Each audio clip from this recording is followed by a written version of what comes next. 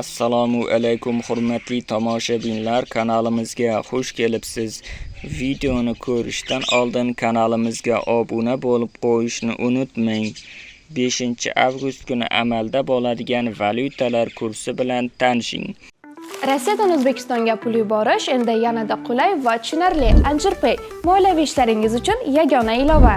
Rossiyadagi bank kartalaridan Humo, Uzkart va Visa kartalariga pul o'tkazmalari, shuningdek naqd pul yuborish xizmati ham mavjud.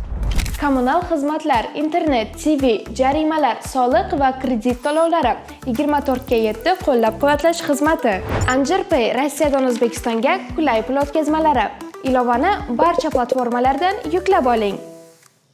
1 AQSh dollari 11.942 so'm 21 tiyin bo'lib 47 so'm 25 tiyinga arzonladi. 1 yevro kursi 13.743 so'm 10 tiyin bo'lib 72 so'm 35 tiyinga arzonladi.